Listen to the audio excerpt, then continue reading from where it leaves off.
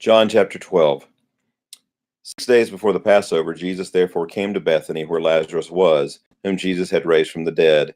So they gave a dinner for him there. Martha served, and Lazarus was one of those reclining with him at table. Mary therefore took a pound of expensive ointment made from pure nard, and anointed the feet of Jesus, and wiped his feet with her hair. The house was filled with the fragrance of the perfume. But Judas Iscariot, one of his disciples, he who was about to betray him, said, "Why was this ointment not sold for 300 denarii and given to the poor?" He said this not because he cared about the poor, but because he was a thief, and having charge of the money bag, he used to help himself to what was put into it. Jesus said, "Leave her alone, so that she may keep it for the day of my burial. For the poor you always have with you, but you do not always have me." When the large crowd of the Jews learned that Jesus was there, they came, not only on account of him, but also to see Lazarus, whom he had raised from the dead. So the chief priests made plans to put Lazarus to death as well, because on account of him, many of the Jews were going away and believing in Jesus. The next day, the large crowd that had come to the feast heard that Jesus was coming to Jerusalem. So they took branches of palm trees and went out to meet him, crying, "Hosanna! Blessed is he who comes in the name of the Lord, even the King of Israel."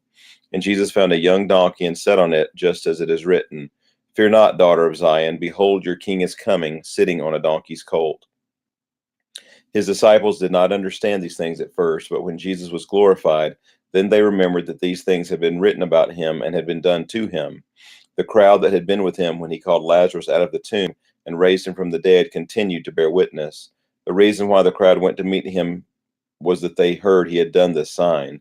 So the Pharisees said to one another, "You see that you are gaining nothing. Look, the world has gone after him." Now among those who went up to worship at the feast were some Greeks. So these came to Philip, who was from Bethsaida in Galilee, and asked him, "Sir, we wish to see Jesus." Philip went and told Andrew. Andrew and Philip went and told Jesus, and Jesus answered them, "The hour has come for the Son of Man to be glorified. Truly, truly, I say to you, unless a grain of wheat falls into the earth and dies, it remains alone. But if it dies, it bears much fruit. Whoever loves his life loses it. Whoever hates his life in this world will keep it for eternal life. If anyone serves me, he must follow me, and where I am, there will my servant be also. If anyone serves me, the Father will honor him. Now is my soul troubled, and what shall I say?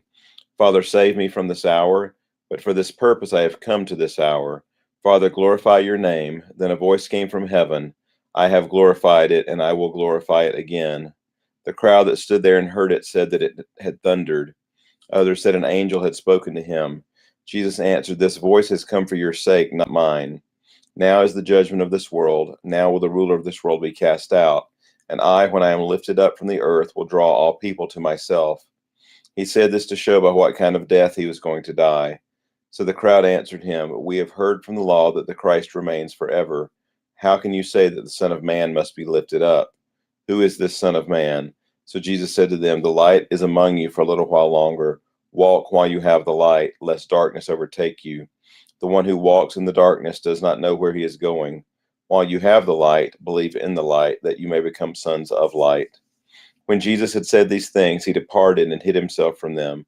Though he had done so many signs before them, they still did not believe in him, so that the word spoken by the prophet Isaiah might be fulfilled. "Lord, who has believed what he heard from us? And to whom has the arm of the Lord been revealed?" Therefore they could not believe, for again Isaiah said, "He has blinded their eyes and hardened their hearts, lest they see with their eyes, and understand with their heart, and turn, and I would heal them." Isaiah said these things because he saw his glory and spoke of him. Nevertheless, many even of the authorities believed in him, but for fear of the Pharisees they did not confess it, so that they would not be put out of the synagogue. For they love the glory that comes from man more than the glory that comes from God.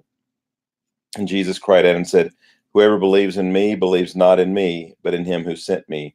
And whoever sees me sees him who sent me. I have come into the world as light, so that whoever believes in me may not remain in darkness. If anyone hears my words and does not keep them, I do not judge him, for I did not come to judge the world, but to save the world. The one who rejects me and does not receive my words has a judge. The word that I have spoken will judge him on the last day. For I have not spoken on my own authority, but the Father who sent me has himself given me a commandment, what to say and what to speak. And I know that his commandment is eternal life.